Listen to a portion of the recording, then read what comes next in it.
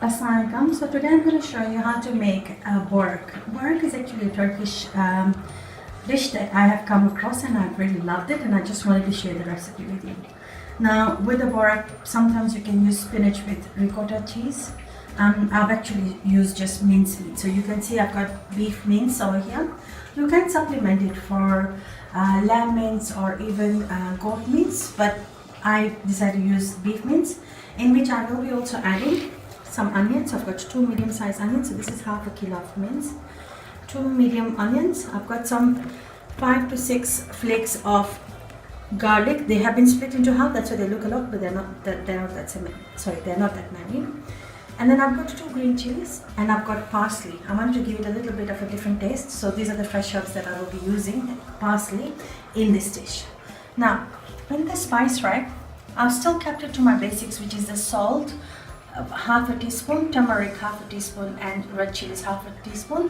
And I've also added a little bit of oregano just for flavor. The best part is this part, which is the dough that we're going to we're going to mix it in a few minutes. I wanted to start it off with that because I want to rest the dough as well. So here I've got 4 mugs, which are my usual mugs, 4 mugs of flour that I have swifted and kept them in the bowl. And then I've got half a cup of olive oil, half a cup of lukewarm milk, and lukewarm water to mix, and I've added 2 eggs. And I'm also going to add half a teaspoon of salt. Sorry, not half a teaspoon, 1.5 teaspoon of salt, which I haven't yet shown you but I'll mix it in the flour. So that's what we will do. We'll start off by adding 1.5 teaspoon of salt, and then we'll add all the other ingredients gradually, starting with the eggs. So in goes the eggs. I've already added 1.5 teaspoon of salt, which is on this side, and I'm now going to add the lukewarm milk, half a cup of olive oils, and I'll now start mixing it, and then we'll add the water gradually. I'll show you what the consistency of the dough should be. So after mixing all the ingredients, what I did is that I had to lightly dust the surface of my counter, and I have been working with this flour for the last 5 minutes, and what I've been doing is just the basic twist and the turn that we know that we have to do with this one. Now what we're trying to do is to make sure that there's consistency with the flour, because we need to stretch and pull it. So that's the reason why you have to do this step in order to get that perfect or the perfect elasticity on the flour. So what I'm going to do is that I'm going to be just, because I've worked with it for about 5 to 7 minutes, what I'm going to do now is that I'm going to put it in a bowl, cover it with cling film for half an hour for it to rest, and then we'll come back to it. So while the dough is resting, we will go one step further. We will start now frying the onions and preparing the mincemeat, because we still need to cool it off. What I've done at the moment is I've got the onions and I have chopped them finely, and will now put that in the already heated oil. So we'll make the onions translucent. And what I did with the ginger and the green chili is that I took it in my blender and I just blitzed it roughly, so you can see it's roughly blended in the blender. That's translucent. This I always say that we first add the onion and then the garlic, because every time I've noticed I've added garlic before the onion, the garlic tends to burn. So my onion is in another 1 minute or so going to be ready. We're going to add the chilies and the garlic. So my onions are becoming translucent. I'm going to also add the 3 spices, chili, the salt, and the turmeric, the oregano, and as soon as the spices hit the oil, it actually gives a beautiful smell. We're going to give it a minute or so. We don't want to burn the spices. And I'm working on a medium fire. If you're doing it alone without, if you're cooking it at home, you can do it on a faster fire. We'll now add the garlic and the green chilies. Alright, the garlic and the green chilies are in, and they are also infusing at this stage and giving beautiful smell. In the meanwhile, what I've done is that the mincemeat, I've added just a little water in it. The reason why I do that is when I'm starting to cook, it will not crumble. So that's why I've added some water in it and mixed it up with my hand. And we'll add the mincemeat in a second or so.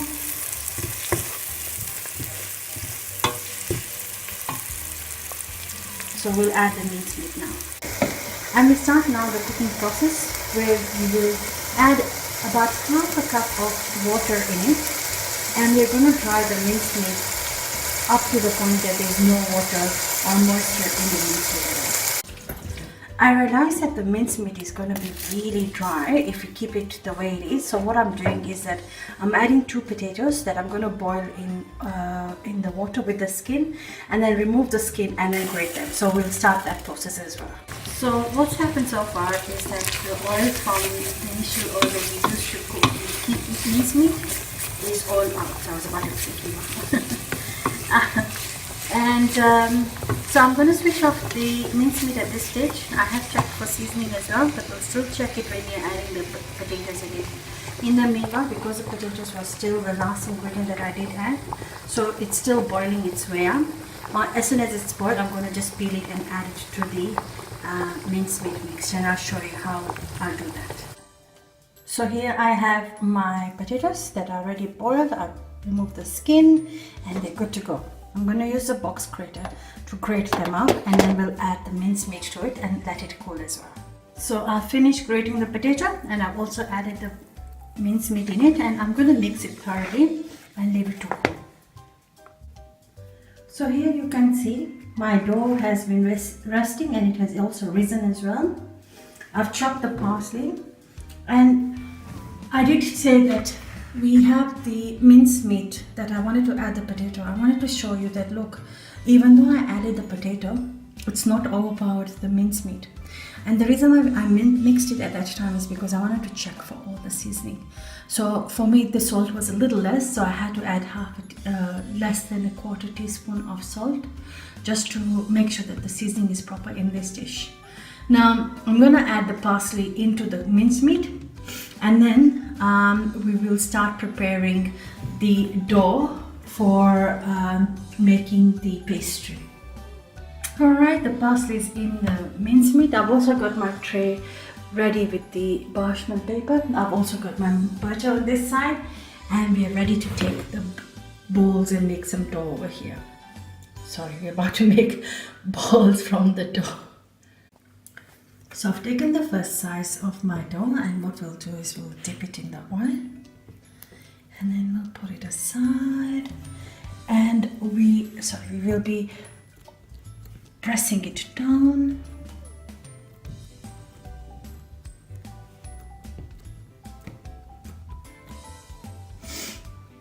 And what we'll do at this stage is that we're going to add the unsalted butter and leave it for 5 minutes. So you can see I've put the butter in there, and I've applied it generously because we're going to pull and stretch this whole pastry after 5 minutes.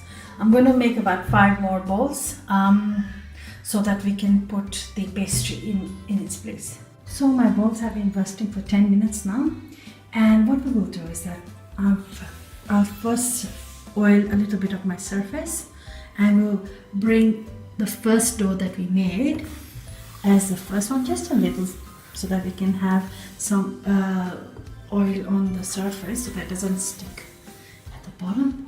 And the very first bowl I made, we'll bring that in, and what you're trying to do is just push it down, lifting it and extending the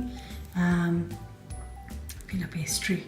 Now you can use filo pastry, but I wanted to make this at home to see how and give you the best results. So I'll continue to do this, and I'll show you how thin I went with this particular pastry. And you can see it's easily spreading, so I lift it, it's basically pulling itself and pushing itself, forward, and you can see that.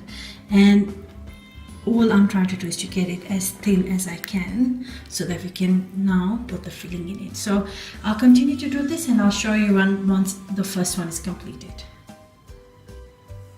So you can see I have spread my dough pretty far. It's become a pretty big one, and as I was spreading, part of this got also torn up, but I'm not going to be so much scared about it because I'll show you what I'm going to do to fix it.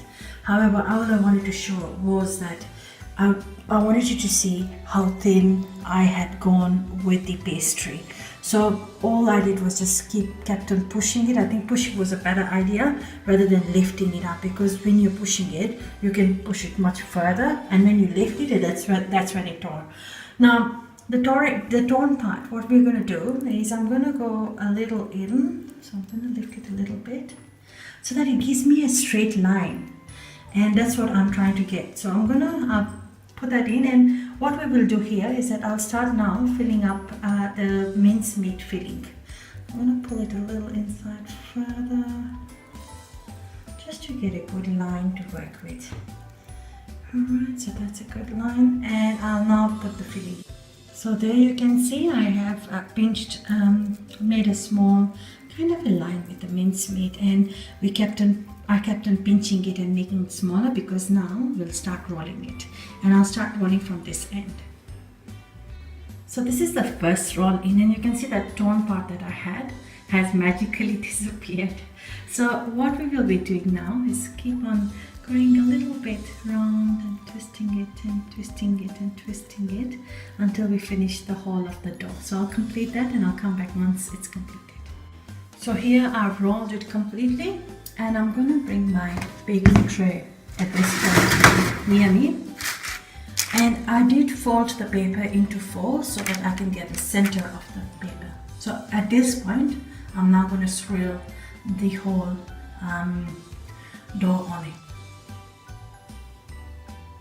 So with the second one, you lay it as close as you can with the first one where it ended, and you fold it around. So you can see I made a U around here, and I still need to tighten it out. I just want to show you how we'll connect the bars. So I'll continue and complete this for you. So here you have it. So Borek is ready, and what I need to do now is to brush it off with an egg wash, which I'm going to do now, and then just decorate it with nigella seeds, which is also known as kalonji. So I'll just complete brushing off my Borek and then add the nigella seeds on it. Alright, egg wash done, nigella seeds on. My oven is preheated at 180 degrees for the last 10 minutes, and I'm now going to put this in for about half an hour to 45 minutes, and we'll come back when it's cooked. So while I'm waiting for the Borek to come out of the oven, I decided to make some dip with it. So what I did is just take some parsley, 1 green chili, 2 pieces of cloves, and a bit of yogurt. I'm going to blitz it away. Some salt and red pepper, and there we go, a beautiful parsley dip to go with my Borek. Now the Borek has just come out of the oven, and it has been sitting for 10 minutes. It's now nice and cold. We'll just cut it through and show you how it looks like from inside. And there you go, you can see how I have served it. So you can see the layers of the Borek and the yogurt chutney that will help it to give it a better elevated taste. So I hope you enjoyed making the Borek with me today. Thank you so much for watching. I hope you loved this movie.